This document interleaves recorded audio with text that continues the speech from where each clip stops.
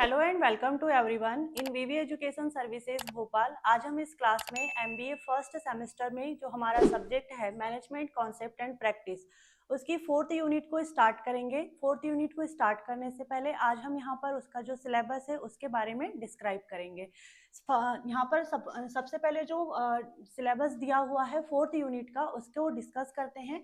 MBA जिसका full form है MBA जिसका फुल फॉर्म है यहाँ पर master of business administration, first year first semester. Subject का नाम क्या है हमारा? Management concept and practice. Last class में हमने यहाँ पर मैनेजमेंट कॉन्सेप्ट क्या होता है और मैनेजमेंट प्रैक्टिस क्या होती है इस चीज को हमने यहाँ पर डिस्क्राइब कर लिया है। आज हम यहाँ पर फोर्थ यूनिट के सिलेबस को डिस्क्राइब करते हैं और फर्स्ट टॉपिक के बारे में डिस्क्राइब करेंगे। फोर्थ यूनिट का जो फर्स्ट टॉपिक है हमारा यहाँ पर आज ऑर्गेनाइजेशन।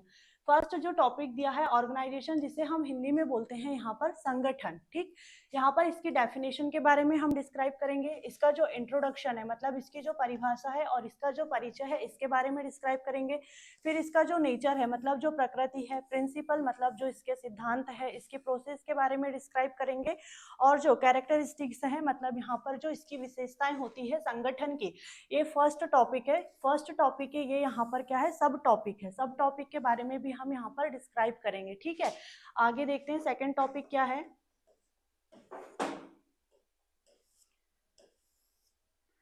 सेकंड टॉपिक है हमारा डिपार्टमेंटलाइजेशन।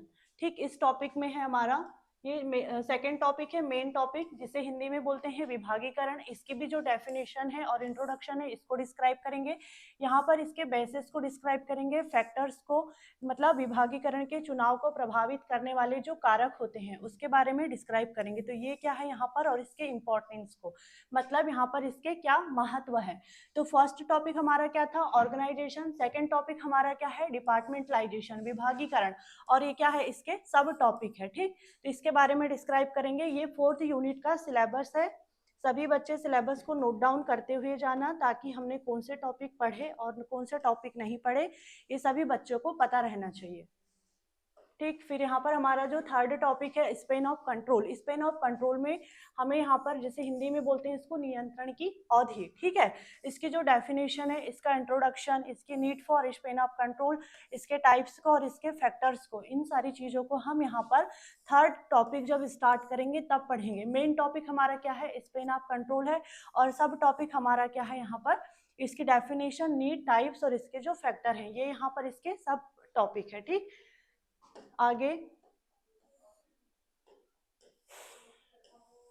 आगे जो फोर्थ टॉपिक है हमारा, फोर्थ टॉपिक क्या है?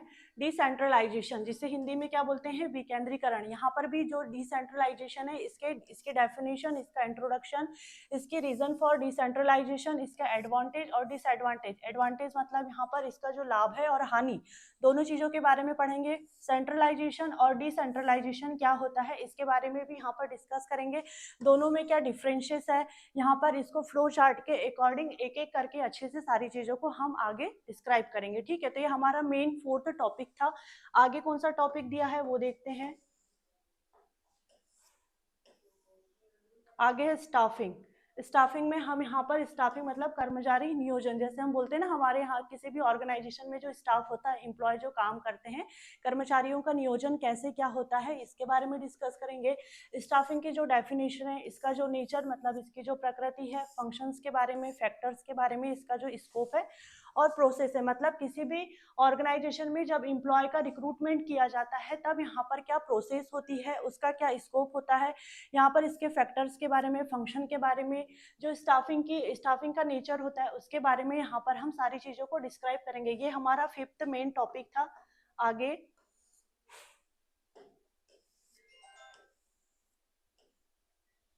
आगे हमारा जो टॉपिक दिया हुआ है लाइन एंड स्टाफ रिलेशन, मतलब लाइन एंड स्टाफ का जो मतलब संबंध है, रिलेशनशिप होती है, इसकी डेफिनेशन, इंट्रोडक्शन। हर टॉपिक का इंट्रोडक्शन और डेफिनेशन हमें पढ़ना ही है, चाहे वो फोर्थ यूनिट का मतलब टॉपिक हो या फिफ्थ यूनिट का हो या आगे किसी भी सब्जेक्ट का हो। हर टॉपिक की डेफिनेशन या जो भी यहाँ पर कहना चाहिए इंट्रोडक्शन है, जो इसकी मीनिंग होती है, वो सबसे पहले हमें यहाँ पर पढ़ना भी होता है और एग्जाम में लिख करके भी सबसे पहले हमें डेफिनेशन ही लिखना लिखना पड़ता है, चाहे आप मतलब कोई भी टॉपिक से रिलेटेड क्वेश्चन आता है तो टॉपिक का सबसे पहले आपको डेफिनेशन ही लिखना पड़ेगा। इसलिए सबसे पहले हर टॉपिक में आपने कॉमन चीज देखी होगी कि यहाँ पर डेफिनेशन ही पढ़ना है, फिर इसके नेचर के बारे में, टाइप्स के बारे में और लाइन इन स्टॉप कॉन्फ्लिक्ट क्या होता है इसके बारे में हमें यहाँ पर डिस्कस करना है। ठीक है, तो ये थे फोर्थ यूनिट के जो टॉपिक हैं और उसके सब टॉपिक। ठीक, कितने टॉपिक हमने यहाँ पर पढ़ना है फोर्थ यूनिट में? फोर्थ यूनिट में टोटल हमें यहाँ पर 6 टॉपिक पढ़ना है। सबसे पहला टॉपिक क्या है हमारा? ऑर्गेनाइजेशन, जिससे आज हम यहाँ पर स्टार्ट करेंगे। सेकंड टॉपिक हमारा क्या है? डिपार्टमेंटलाइजेशन। फिर है स्पेन ऑफ कंट्रोल, उसके बाद में decentralisation, staffing and line and staff. ये आपको 6 पॉइंट याद रहने चाहिए कि फोर्थ यूनिट में ये 6 टॉपिक हमें पढ़ना है करके। सभी को ये चाहो तो आप नोट डाउन करते हुए चलो। मैंने फर्स्ट लेक्चर में सारी चीजें बता दी थी कि किन किन चीजों का आपको ध्यान रखना है और कैसे स्टडी करनी है। ठीक है, तो ये 6 टॉपिक आप नोट डाउन कर लो कि हमें आगे चल करके कौन कौन से टॉपिक यहाँ पर पढ़ने हैं। ठीक,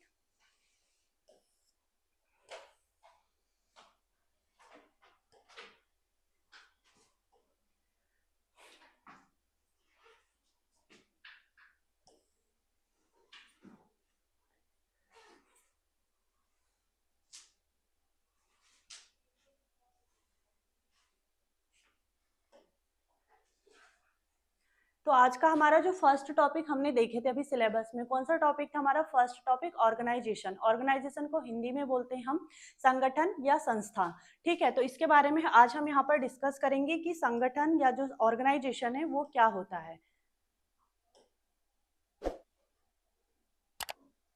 ठीक, जैसे यहाँ पर देखो सबसे पहले मैंने यहाँ क्या लिखा है?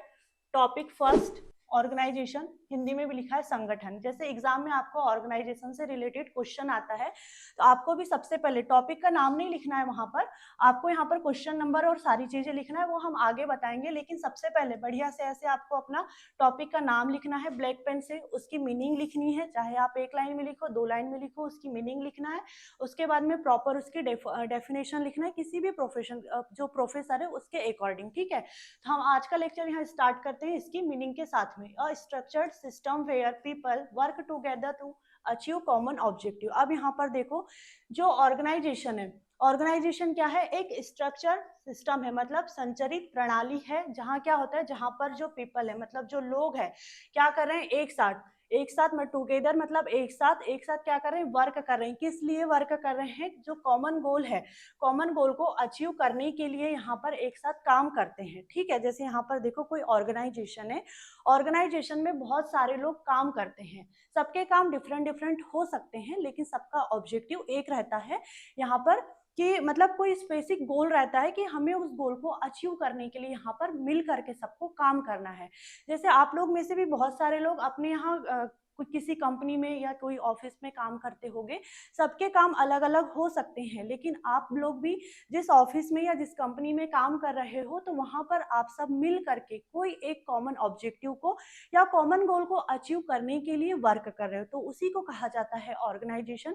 ऑर्गेनाइजेशन में जैसे इंक्लूड होता है कोई स्कूल है, हॉस्पिटल है, या फिर कोई एनजीओ है, या कोई कंपनी होती है, ये सारी चीजें इंक्लूड होती है ऑर्गेनाइजेशन में। ठीक है, तो अब जैसे मान लो कोई स्कूल है, ठीक, स्कूल में यहाँ पर एक प्यून से लेकर के मतलब प्रिंसिपल से लेकर के प्यून तक, टॉप लेवल से लेकर के लोअर लेवल मैनेजमेंट तक सभी लोग क्यों वर्क कर रहे हैं?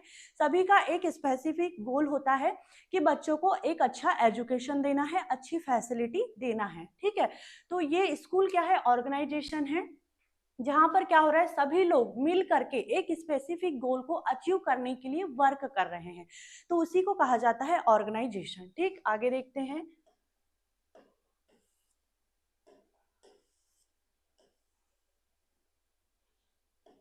अब यहाँ पर हम डेफिनेशन देखेंगे प्रोफेसर राल्फ सी डेविस के अकॉर्डिंग। ठीक है, राल्फ सी डेविस के अकॉर्डिंग हम यहाँ पर डेफिनेशन देखेंगे इसकी। Organisation is a group of people.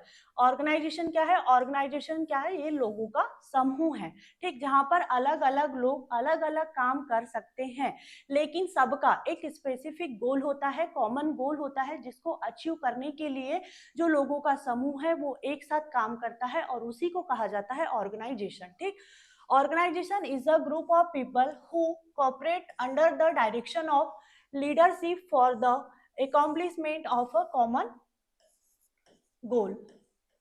ठीक, संगठन लोगों का एक समूह है। Organisation is a group of people. संगठन लोगों का एक समूह है जो एक सामान्य लक्ष्य की पूर्ति के लिए नेतृत्व के निर्देशन में सहयोग करते हैं। देखो हिंदी थोड़ा टफ है, लेकिन हिंदी मीडियम के बच्चों के लिए तो हमें बायलिंगुअल पढ़ाना ही पड़ेगा। और यहाँ पर जो हिंदी में मैं यहाँ पढ़ा तो रही हूँ और इंग्लिश में भी पढ़ा रही हूँ, लेकिन सारी चीजों की मीनिंग आप लोग हिंदी और इंग्लिश दोनों में याद रखना, ठीक है। ऑर्गेनाइजेशन जिसे हम हिंदी में कहते हैं संगठन, ठीक। यहाँ पर कॉर्पोरेट मतलब होता है सहयोग करना, डायरेक्शन मतलब होता है निर्देश देना, लीडरशिप मतलब होता है नेतृत्व करना, अकॉम्प्लिशमेंट मतलब होता है यहाँ पर उपलब्धि या ये लक्ष्य की पूर्ति के लिए, ठीक है। अब यहाँ पर देखो जो ये डेफिनेशन है, डेफिनेशन में सारी चीज तो समझ में आ रही होगी कि संगठन लोगों का समूह है जो सामान्य लक्ष्य की पूर्ति के लिए यहाँ पर काम करता है। लेकिन ये नेतृत्व के निर्देशन में ये लाइन थोड़ी टफ लग रही होगी। तो जैसे मान लो कि ये कोई कंपनी का लीडर है, ठीक, ये कोई कंपनी का लीडर है और इस कंपनी में यहाँ पर बहुत सारे एम्प्लॉय भी वर्क करते हैं, ठीक है। अब यहाँ पर ये जो लीडर है इसकी लीडरशिप में ही यहाँ पर क्या होगा, ये सारे एम्प्लॉय वर्क करेंगे, ठीक। सारे एम्प्लॉय वर्क कर रहे हैं, किस लिए वर्क कर रहे हैं, जो यहाँ पर एक सामान्य लक्ष्य कॉमन गोल है उसको अचीव करने के लिए।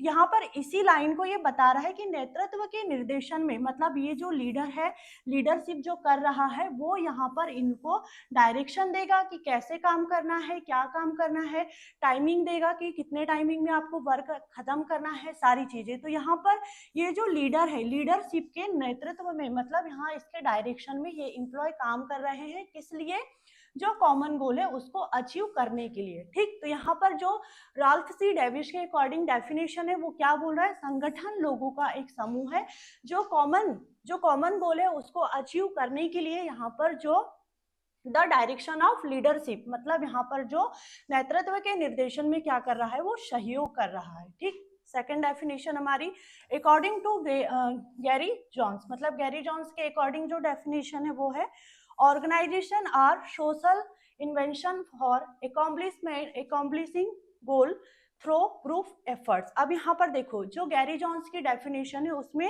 गैरी जॉन्स ने तो यहाँ पर जो संगठन है, संगठन को यहाँ पर सोशल इन्वेंशन ही बोल दिया, मतलब सामाजिक आविष्कार ही बोल दिया, ठीक। गैरी जॉन्सन यहाँ पर ऑर्गेनाइजेशन को क्या बोला है, ऑर्गेनाइजेशन को सामाजिक आविष्कार ही बोल दिया। कैसे, यहाँ पर देखो जो समूह है, समूह बोलने से जो लोगों का समूह है, जो लोगों का समूह है, लोग समूह प्रयासों के माध्यम से, मतलब जो लोगों का समूह है लोगों के प्रयासों के माध्यम से यहाँ पर क्या हो रहा है, लक्ष्यों को पूरा करने के लिए ये सामाजिक आविष्कार है।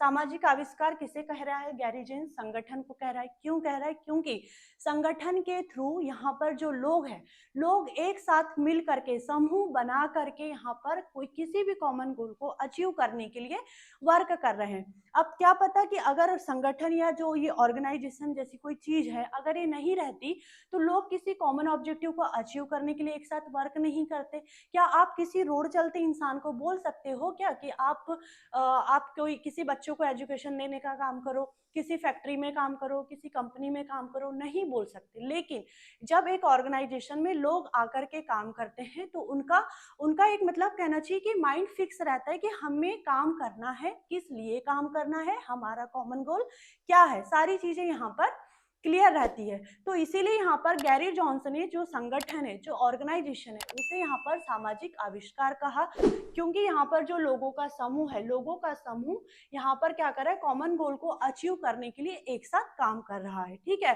तो हमने यहाँ पर डेफिनेशन भी देख ली है।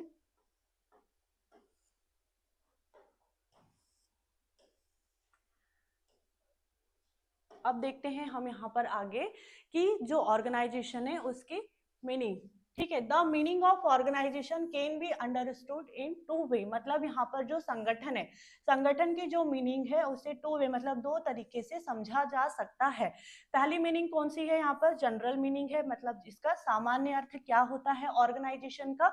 और सेकंड मीनिंग है यहाँ पर मैनेजमेंट, मतलब प्रबंधन का अर्थ। अब यहाँ पर जो ऑर्गेनाइजेशन है, ऑर्गेनाइजेशन का सबसे पहले हमने यहाँ पर क्या देखे, सबसे पहले मीनिंग देखे, फिर राल्फ सी डेविस और गैरी जॉन्स के अकॉर्डिंग इसकी डेफिनेशन देखे। अब हम यहाँ पर समझेंगे कि ऑर्गेनाइजेशन की जो मीनिंग है, दो तरीके से इसे हम कैसे समझ सकते हैं। तो इसके दो तरीके जो कौन कौन से, वो क्या है, फर्स्ट है जनरल मीनिंग, सेकंड क्या है यहाँ पर, मैनेजमेंट मीनिंग। ठीक, तो अब इसको हम एक एक करके डिस्क्राइब करते हैं कि जनरल मीनिंग क्या होता है, मैनेजमेंट मीनिंग क्या आता है, दोनों में क्या डिफरेंसेस होते हैं, सारी चीजों को।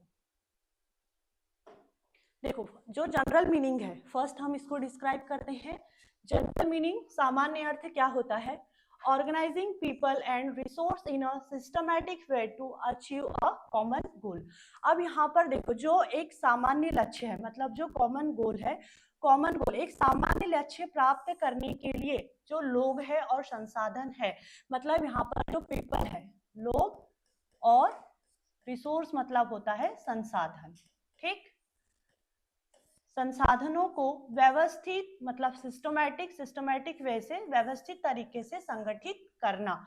मतलब जो जनरल मीनिंग है वो क्या बता रहा है, जनरल मीनिंग में ऑर्गेनाइजेशन के बारे में सिर्फ यही बोल रहा है कि ये लोग और संसाधनों को व्यवस्थित तरीके से मतलब जो लोग हैं और संसाधन है उनको व्यवस्थित तरीके से संगठित करता है। यहाँ पर किस चीज की बात हो रही है, सिर्फ लोगों की और संसाधनों की बात हो रही है। मैं अभी से इस चीज को इसलिए बता रही हूँ ऐसे, क्योंकि जब हम यहाँ पर मैनेजमेंट मीनिंग पढ़ेंगे तब आपको डिफरेंसेस बिल्कुल क्लियर हो जाएगा कि हमने जनरल मीनिंग में क्या समझा था और मैनेजमेंट मीनिंग में ये क्या बता रहा है।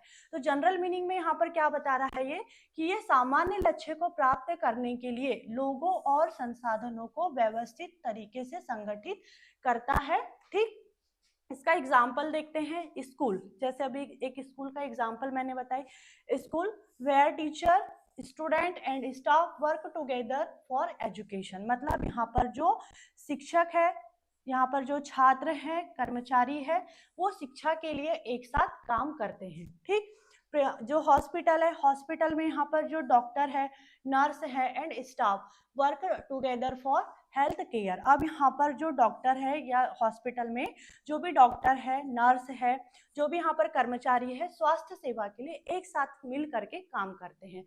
अब यहाँ पर देखो, यहाँ पर ये जो टॉप लेवल से लेकर के, एक प्यून से लेकर के, मतलब प्रिंसिपल से लेकर के जो लोअर लेवल है प्यून तक, सारे लोग यहाँ पर इंक्लूड है जनरल ऑर्गेनाइजेशन में। ठीक, और जैसे हॉस्पिटल में भी यहाँ पर जो भी वर्क कर रहे हैं हॉस्पिटल में, सबका एक कॉमन गोल रहता है कि जो पेशेंट है वो जल्दी से जल्दी ठीक हो जाए, उनको अच्छी फैसिलिटी मिले, यही उनका कॉमन गोल होता है। ठीक, आगे देखते हैं, जनरल मीनिंग में क्या बताया, जनरल मीनिंग में यही बताया गया कि ये लोगों और संसाधनों को व्यवस्थित तरीके से संगठित करता है, जिसमें क्या होता है, जिसमें जैसे स्कूल है, हॉस्पिटल है, इसमें टॉप लेवल से लेकर के लोअर लेवल तक सभी लोग इंक्लूड होते हैं। अब यहाँ जैसे कोई सेल्स डिपार्टमेंट है, फाइनेंस डिपार्टमेंट है, एक्शन डिपार्टमेंट है, एचआर डिपार्टमेंट है या मार्केटिंग डिपार्टमेंट है। अब यहाँ पर देखो, ये सभी डिपार्टमेंट में यहाँ पर लोग अलग अलग डिपार्टमेंट में सभी लोग काम कर रहे हैं, एक साथ मिल करके काम कर रहे हैं। सभी के काम अलग अलग हो सकते हैं पर सभी का जो कॉमन गोल है वो सेम है, कॉमन गोल सेम है यहाँ पर, मतलब कॉमन गोल को अचीव करने के लिए ही सब एक साथ काम कर रहे हैं। और यहाँ पर जो टॉप लेवल से लेकर के लोअर लेवल तक सभी लोग इंक्लूड रहते हैं। ठीक, आगे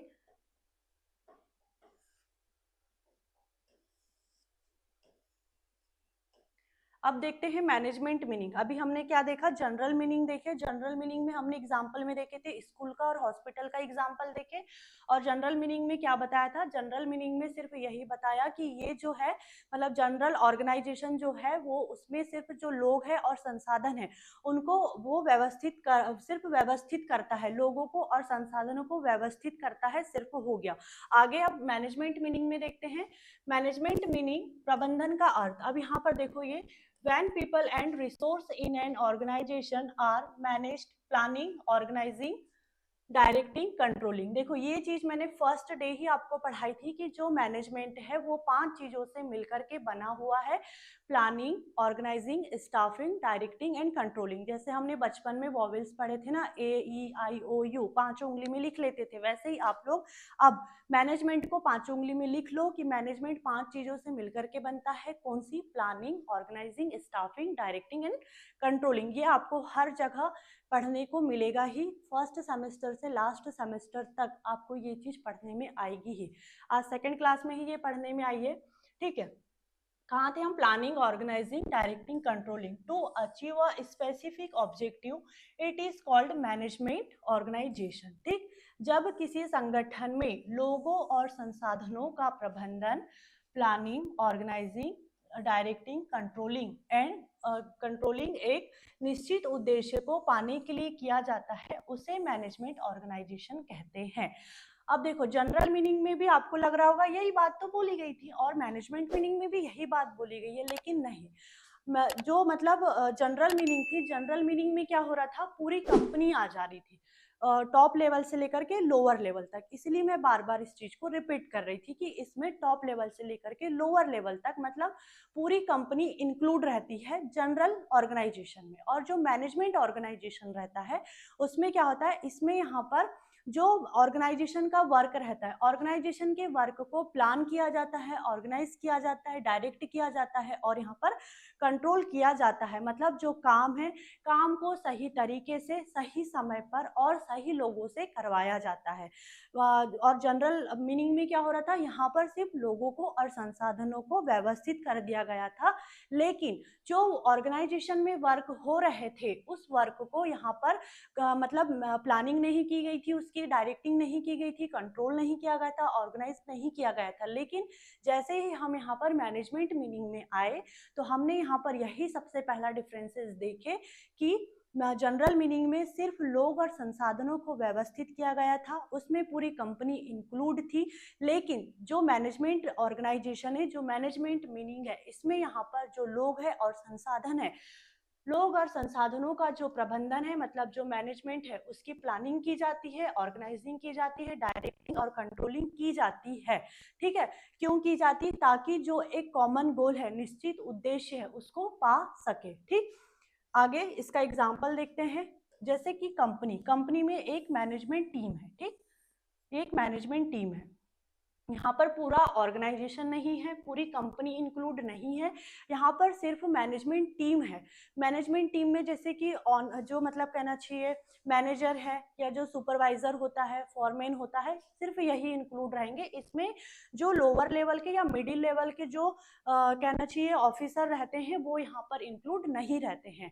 और जो टॉप लेवल से लोअर लेवल तक सभी ऑफिसर इंक्लूड रहते हैं, वो जनरल ऑर्गेनाइजेशन में रहते हैं। और मैनेजमेंट ऑर्गेनाइजेशन में यहाँ पर सिर्फ जो मतलब मैनेजमेंट टीम है यही इंक्लूड रहती है। तो हम एग्जांपल देखते हैं कंपनी का। Company management team supervise production, sale and employ work. अब यहाँ पर जो मैनेजमेंट की टीम है, मैनेजमेंट की टीम यहाँ पर सुपरवाइज करती, मतलब पर्यवेक्षण करती है कि जो प्रोडक्शन है, मतलब यहाँ पर जो उत्पादन है, जो सेल है मतलब बिक्री है, और जो एम्प्लॉय का वर्क है, कर्मचारी का जो काम है, वो सही से हो रहा है या नहीं हो रहा है, कंपनी की सेल सही से हो रही है या नहीं, प्रोडक्शन सही से हो रहा है या नहीं, इन सारी चीजों को यहाँ पर सुपरवाइज करती, मतलब देखने का काम करती है, देखरेख करती है मैनेजमेंट टीम। ठीक, फिर है NGO, non government organisation. Management team, अब यहाँ पर भी सिर्फ मैनेजमेंट टीम ही वर्क कर रही है, सभी लेवल के ऑफिसर यहाँ पर वर्क नहीं करते। Organise social social services programme and resource. अब यहाँ पर देखो जो एनजीओ है, प्रबंधन टीम सामाजिक सेवा कार्यक्रमों और संसाधनों का आयोजन करती है। अब देखो जो एनजीओ है, एनजीओ में भी यहाँ पर जो कहना चाहिए सोशल सर्विस का जो काम हो रहा है या जो भी प्रोग्राम हो रहे हैं, जो भी यहाँ पर रिसोर्स हैं, उसके उनको ऑर्गेनाइज करने का काम कौन कर रहा है? सिर्फ मैनेजमेंट की टीम। यहाँ पर सिर्फ जो मैनेजर है, सुपरवाइजर है और जो फोरमैन है वो इंक्लूड रहते हैं। अभी हम यहाँ पर एक सारी चीजें हमने क्या क्या पढ़े उसके बारे में डिस्कस करेंगे तो और अच्छे से क्लियर हो जाएगा। आगे देखते हैं।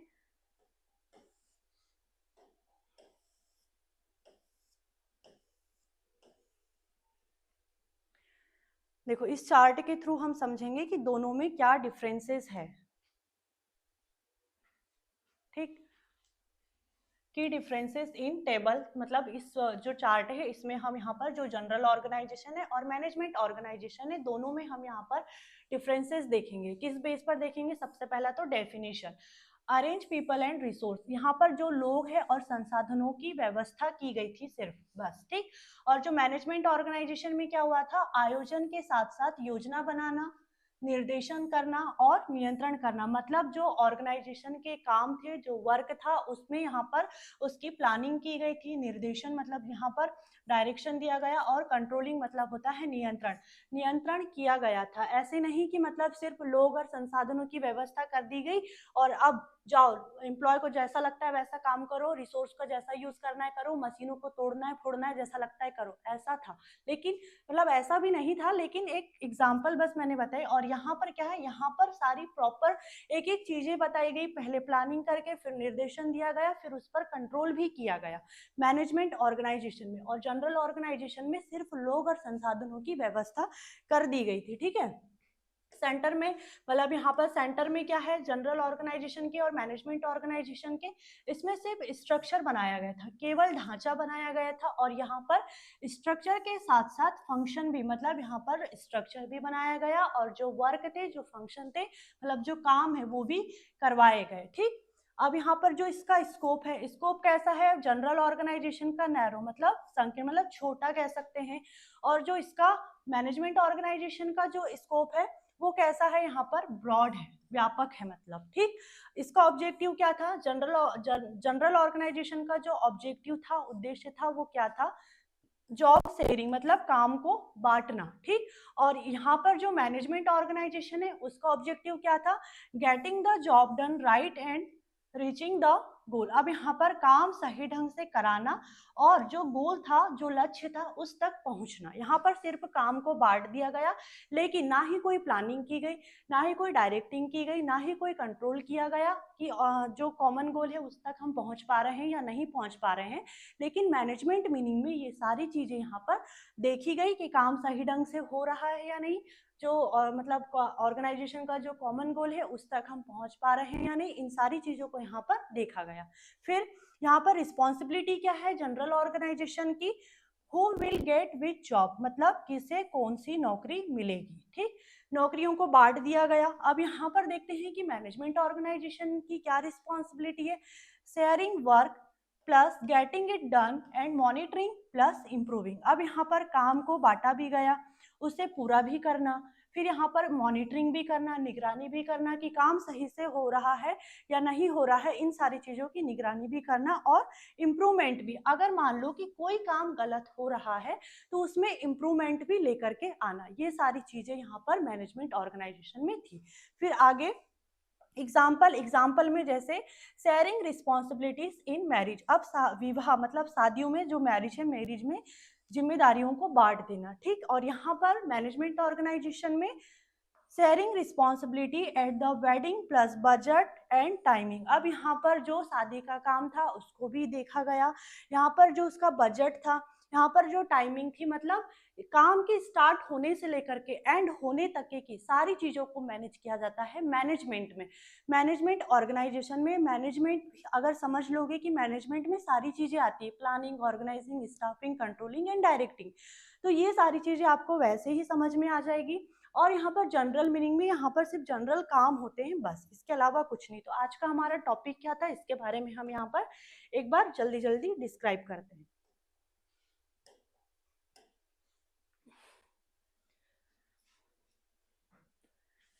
ठीक है,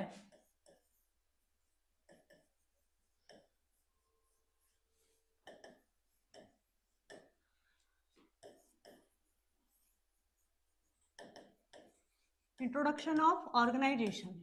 ऑर्गेनाइजेशन का इंट्रोडक्शन आज हमारा यहाँ पर फर्स्ट टॉपिक था। तो ऑर्गेनाइजेशन को हिंदी में क्या बोलते हैं हम? संगठन या संस्था। ठीक है, जो क्या काम करता है? जो क्या है? लोगों का समूह है। यहाँ पर ये जो कॉमन गोल है, जो कॉमन गोल है, यहाँ पर ये एक साथ काम करते हैं कॉमन गोल को अचीव करने के लिए एक साथ काम करते हैं। ऑर्गेनाइजेशन क्या है? संगठन या समूह है, लोगों का समूह। कॉमन गोल को अचीव करने के लिए यहाँ पर एक साथ काम किया जाता है। इसकी हमने दो मीनिंग देखे थे। पहली मीनिंग क्या देखे थे?